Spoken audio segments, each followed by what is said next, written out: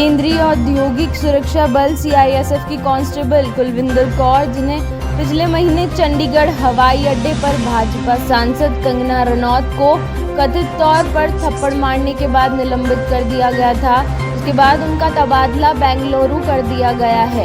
सूत्रों के अनुसार कुलविंदर कौर अभी भी निलंबित हैं और उन्हें बेंगलुरु सीआईएसएफ की एक रिजर्व बटालियन में स्थानांतरित कर दिया गया है। शिवसेना ने बुधवार को कहा कि विपक्ष के नेता राहुल गांधी के 1 जुलाई को लोकसभा में दिए गए भाषण से पता चलता है कि राहुल गांधी को रोका नहीं जा सकता। इसे समय का प्रतिशोध करार देते हुए एसएस ने भविष्यवाणी की कि राहुल गांधी का भाषण और देश भर में इसका असर इस बात का स्पष्ट संकेत है कि आने वाले दिनों में शासकों के लिए और भी बहुत कुछ होने वाला है। पार्टी के प्रशासन सामना समूह के एक संपादकीय में कहा गया है, पिछले 10 वर्षों में प्रधानमंत्री नरेंद्र मोदी, गृह मंत्री अमित शाह और उनकी भाजपा को कभी भी ऐसी स्थिति का सामना नहीं करना पड़ा। राहुल गांधी ने मोदी के माथे से सिंदूर नोच लिया है। विपक्ष के नेता को इसके लिए जितनी भी बधाई दी जाए कम है। सामना के संपादकीय में कहा गया कि कैसे राहुल गांधी के इस दावे के बाद कि भाजपा हिंदू धर्म की एकाधिकारवादी नहीं है, संसद में तूफान खड़ा हो गया और 10 वर्षों में पहली बार शाह को लोकसभा अध्यक्ष ओम बिरला से सुरक्षा मांगनी पड़ी। सामना के संपादकीय में कहा गया है कि राहुल गांधी के इस बयान से कि कैसे कुछ लोग हिंदुत्व के नाम पर दंगे भड़का रहे हैं और चुनावों के लिए सांप्रदायिक नफरत फैला रहे हैं, जबकि वास्तविक हिंदू धर्म शांत, उदार और निडरता से सत्य का समर्थन करता है। प्रधानमंत्री नरेंद्र मोदी नाराज हो गए और उन्होंने कांग्रेस के नेता प्रतिपक्ष हिंदुओं का अपमान करने का आरोप लगा। टीएमसी सांसद कल्याण बनर्जी ने लोकसभा में करीब 28 मिनट का भाषण दिया, लेकिन उनके इस भाषण का एक छोटा सा हिस्सा लगातार वायरल हो रहा है, जिसमें वे एनडीए के 400 पार के नारे पर कटाक्ष करते नजर आ रहे हैं। देखिए वीडियो। 400 पार बोला, खेल शुरू हो गया था सर, खेला हो शुरू हुआ ना। खेल तो बहुत सा खेल है सर, चू कित कित भी खेल है, चू कित कित में चू धरा 400 में कित कित कित कित कित कित कित कित कित कित कित कित कित कित कितना हुआ 240। वो गेम में भी हारा गया। इधर सर हम तो आपको ही देख रहे हैं, हम किसी को नहीं देख रहे। एक बार देखने से साइड से आपको ही देख सर, हम इसलिए आपसे ज्यादा स्मार्ट इधर कोई नहीं है, कोई जेंटलमैन नहीं है जो उनको छोड़ के आपको देखेंगे। गुड एक्ट्रेस भी आया लेकिन उनको नहीं देखता है, आपको ही देखता है सर। आपको सिर्फ आप ही है, आप अंदर में। People of this remember your attitude towards opposition. You could not fulfill your promise whatever you made in every field, either in मन की बात और in दिल की बात। मोदी जी का गारंटी है, लेकिन मोदी जी का गारंटी में वारंटी नहीं है साहब। Public there is no warranty. Cristiano Ronaldo ने पुष्टि की है कि इस साल की यूरोपीय चैंपियनशिप उनके करियर की आखिरी चैंपियनशिप होगी। स्लोवेनिया पर पेनल्टी शूटआउट जीत के बाद पुर्तगाली सार्वजनिक प्रसारक आरटीवी से बात करते हुए रोनाल्डो ने कहा, यह निसंदेह है मेरी आखिरी यूरोपीय चैंपियनशिप है, लेकिन मैं इसे लेकर भावुक नहीं हूँ। मैं फुटबॉल के सभी अर्थों से प्रभावित हूँ। खेल के प्रति मेरे उत्साह से, अपने समर्थकों, अपने परिवार को देखने के उत्साह से, लोगों के मन में मेरे प्रति जो स्नेह है। फुटबॉल इतिहास के सबसे सफल स्कोर में से एक और यूरोपीय चैंपियनशिप में रिकॉर्ड 14 गोल करने वाले रोनाल्डो ने कहा कि अब उनकी मुख्य प्रेरणा लोगों को खुश करना है।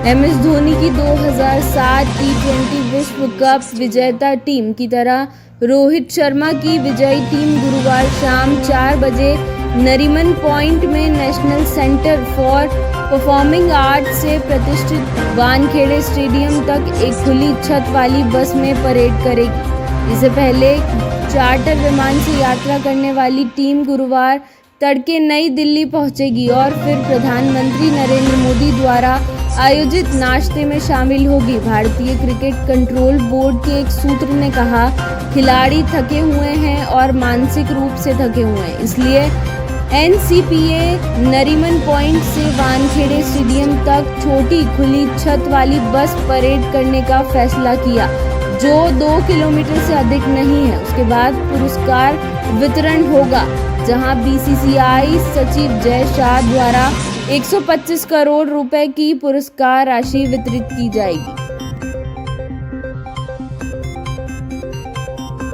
प्रधानमंत्री नरेंद्र मोदी ने राज्यसभा में राष्ट्रपति के अभिभाषण पर धन्यवाद प्रस्ताव पर बहस का जवाब दिया, जबकि विपक्ष ने विरोध में वॉकआउट किया। अपने भाषण में पीएम ने नीट पेपर लीक, मणिपुर और हाल ही में बंगाल की एक महिला की पिटाई के मुद्दे पर बात की। उन्होंने कांग्रेस पर भी निशाना साधते हुए कहा कि लोगों ने उनकी राजनीति को नकार दिया है। इसके बाद सदन ने राष्ट्रपति के अभिभाषण पर धन्यवाद प्रस्ताव कर एक प्रस्ताव पारित किया, जिसके बाद सभापति ने सदन को अनिश्चितकाल के लिए स्थगित कर दिया। झारखंड मुक्ति मोर्चा के नेता और पूर्व मुख्यमंत्री हेमंत सोरेन ने 3 जुलाई को रांची में राज्यपाल CP राधाकृष्णन से मुलाकात की और मौजूदा मुख्यमंत्री चंपई सोरेन के इस्तीफे के बाद सरकार बनाने का दावा पेश किया। हेमंत सोरेन ने राजभवन के बाहर मीडिया से कहा, हमें सरकार बनाने के लिए सभी प्रक्रियाएं पूरी कर ली है। चंपई सोरेन ने कहा, हमारे गठबंधन ने हेमंत सोरेन को नेता चुनने का फैसला किया और मैंने खुद इस्तीफा देने का फैसला किया है। तेलंगाना और आंध्र प्रदेश के मुख्यमंत्री ए रेवंत रेड्डी और एन चंद्रबाबू नायडू बुधवार और गुरुवार को राष्ट्रीय राजधानी में होंगे। उम्मीद है कि नायडू अपनी इच्छाओं की एक लंबी सूची लेकर राजधानी पहुंचेंगे। हाल ही में संपन्न चुनावों में सत्ता में आने के बाद ये पहली बार है जब राज्य से जुड़े मुद्दों पर विशेष रूप से केंद्रीय मंत्रियों से मिलने जा रहे हैं। इससे पहले वह प्रधानमंत्री नरेंद्र मोदी के शपथ ग्रहण समारोह में शामिल हुए थे। नायडू के प्रधानमंत्री और वित्त मंत्री निर्मला सीतारमण के अलावा गृह मंत्री अमित शाह से भी मिलने की संभावना है। वह पोलारामम बांध परियोजना को पूरा करने के लिए धन की मांग कर सकते हैं और यदि राज्य को विशेष श्रेणी का दर्जा नहीं दिया जा सकता है तो अतिरिक्त धन, रियायतें और कर छूट की मांग कर सकते हैं।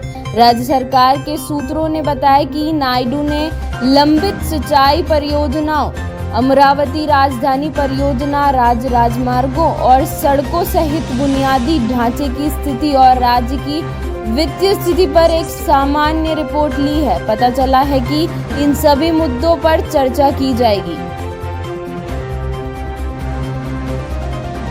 रूसी राष्ट्रपति व्लादिमीर पुतिन ने बुधवार को उत्तर प्रदेश के हाथरस भगदड़ की दुखद घटना पर राष्ट्रपति द्रौपदी मुर्मू और प्रधानमंत्री नरेंद्र मोदी के प्रति अपनी संवेदना व्यक्त की, जिसमें 121 लोगों की जान चली गई।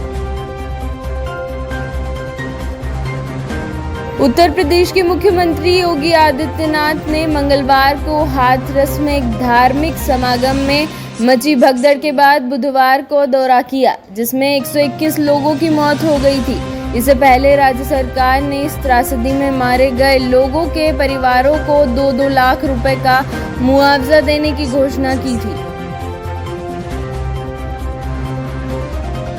अमेरिकी राष्ट्रपति जो बाइडेन अपनी पुनर्निर्वाचन अभियान को जारी नहीं रखने का फैसला करते हैं तो उनकी जगह लेने के लिए उपराष्ट्रपति कमला हैरिस शीर्ष विकल्प हो सकती हैं। रिपब्लिकन प्रतिद्वंदी डोनाल्ड ट्रंप के साथ उनकी पहली बहस के बाद जो बाइडेन की जगह लेने की अटकलों ने डेमोक्रेट्स के बीच खलबली मचा दी। भारतीय मूल की कमला हैरिस के अलावा जो बाइडेन की जगह लेने के लिए कुछ अन्य नामों पर भी चर्चा हो रही है, जिसमें कैलिफोर्निया से गोविन न्यूज़ाम, मिशिगन से ग्रेटचेन विटमर और पेंसिल्वेनिया से जॉर्ज शापिरो शामिल हैं। सूत्रों के अनुसार समाचार एजेंसी को बताया है कि अन्य संभावित उम्मीदवार शीर्ष दावेदार के रूप में कमला हैरिस को दरकिनार नहीं कर पाएगा। CNN के नवीनतम सर्वेक्षण में यह भी उल्लेख किया गया है कि कमला हैरिस के पास व्हाइट हाउस को बनाए रखने का बेहतर मौका हो सकता है। जो बाइडेन 81 वर्ष के हैं और वे कुछ हद तक लड़खड़ाते हुए पकड़े गए हैं, जिससे उनके मानसिक स्वास्थ्य को लेकर चिंताएं बढ़ गई हैं। अभिनेता और तमिलगा वेत्री कजगम के अध्यक्ष विजय ने पहली बार राष्ट्रीय पात्रता सह प्रवेश परीक्षा के खिलाफ जोरदार तरीके से अपनी राय जाहिर की। उन्होंने कहा कि यह परीक्षा ग्रामीण और सामाजिक आर्थिक रूप से पिछड़े पृष्ठभूमि के छात्रों, राज्य के अधिकारों और शिक्षा में आवश्यक विविधता के खिलाफ है। उन्होंने कहा कि इस साल की परीक्षा में अनियमितताओं की खबरों ने लोगों को यह एहसास करा दिया है कि देश में नीट की कोई ज़रूरत नहीं है। उन्होंने कहा कि वह तमिलनाडु सरकार द्वारा विधानसभा में नीट के खिलाफ पारित प्रस्ताव का तहे दिल से स्वागत करते हैं। उन्होंने केंद्र सरकार से तमिलनाडु के लोगों की भावनाओं का सम्मान करने और राज्य को बिना किसी देरी के नीट से छूट देने की तत्काल राहत देने का आग्रह किया। उन्होंने आगे कहा कि स्थायी समाधान यह होगा कि शिक्षा के विषय को राज्य सूची से संविधान की समवर्ती सूचना में स्थानांतरित कर दिया जाए।